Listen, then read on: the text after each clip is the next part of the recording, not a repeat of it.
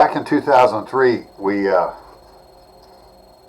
did breakfast. We ran breakfast, and I wasn't really convinced it was going to work initially, but we were going to give it our best effort. So we had wood nickels, and we had to come up with a slogan, if you, for lack of a better word. And at the time, Chick-fil-A was running a lot of commercials, and so we decided that we were going to kind of kite their slogan. So we came up with our own little button, and you can see it here. It says "Eat More Sonic." I mean, breakfast at 7. And so that's when I got my first breach letter from Chick-fil-A on cease and desist using their "Eat More" logo. But the subject today is I'm looking at us, some of our younger managers struggling between the whole trying to do what they think is important, which are the things that we measure on a weekly and monthly basis and track and celebrate, which would be things like the top 10 report and the labor cost goals and the food cost numbers and our suggestive selling programs and service, especially the number one is our service, and the way we do that is measured by shop scores.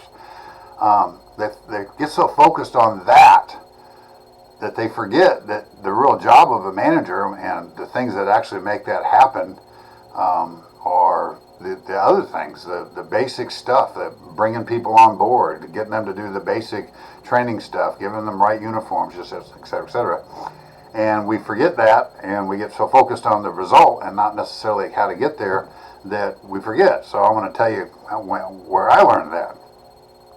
When I first got promoted as a manager back in the late 70s, early 80s, I was focused on the top 10 report and the labor cost, food cost, and shop scores, et cetera, the same things that we're focused on now. And I was having a lot of success. I was really taking over from a guy that was not very competent, and the people liked me a lot better than him, and I approached it as a team, and so I was responded to a lot better than he was, and so we got results right off the bat, and I was very proud of that. And my supervisor, Rick Hartman, bless his heart, he was a great supervisor. Why he put up with me, I have no idea, but he'd pull on the lot, and the first thing he'd notice is that there was trash on the lot, and they'd walk up to the cigarette or the shrubs and notice that there was cigarette butts in the mulch, and they'd come in and he'd notice that the music wasn't on, or the fans weren't on, or the tables were messy or whatever. And I'd want to run up there with my top 10 report and show him how I was number 3 in the company and all this stuff, and he'd sit me down and we'd have a long conversation about how, Michael, the job of a manager is to make sure that you've got a system in place to make sure the trash isn't on the lot, and that you got your cigarette butts picked up, and that your tables are neat and tidy.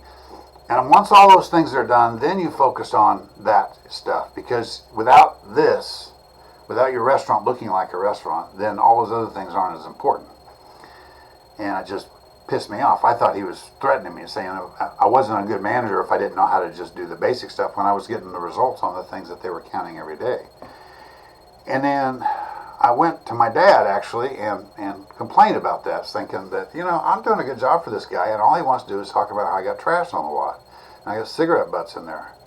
And my dad asked me a great question. He says, well, are there any of the things that he's asking you to do that you don't think need to get done? I go, no, I mean, they obviously all need to be done, but, they're not nearly as important as all this other stuff. And he goes, are you a good enough manager to just kind of hurry up and get the stuff done that he points out, and then you can get back to doing the stuff that you think's important? And I go, yeah, I'm that good. I'm better than that. I could get it done before he even notices it, not realizing I was being snookered or managed. And so as I was going home, I was thinking, you know what? There's ways that we could do that. I'm gonna hurry up and get this shit done that Mr. Hartman asked me to do on the first. And then that way I can spend the rest of my time working on the stuff I want to do, which is the fun stuff.